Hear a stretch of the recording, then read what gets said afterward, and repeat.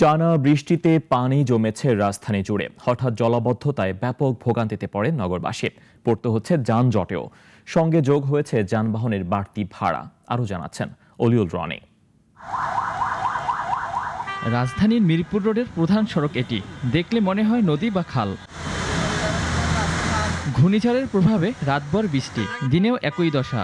আর এতেই পানিতে তলিয়েছে রাজধানীর বিভিন্ন সড়ক। কোথাও হাঁটু পানি, কোথাও আবার কোমর পানি।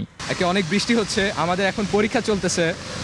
এটা অবশ্যই দুর্ভোগের। সিএনজি নিয়ে বাসায় যাবো, এই জন্য দাঁড়িয়ে আছি। গাড়িতেও আমাদের নিচ্ছে না, তারপরে রাস্তায় পানি প্রচুর, যানবাহনগুলোতে অনেক ভিড়, এই জন্য ভিজে যাইতে হচ্ছে আর কি আজকে।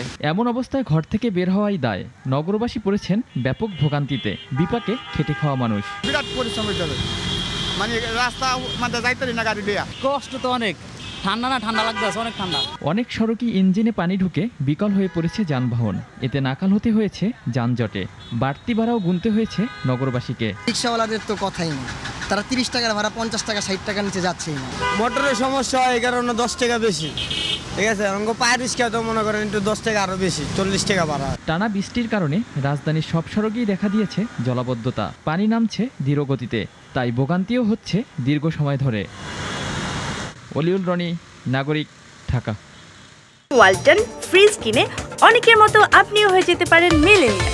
সেরা পণ্যের সেরা অফার।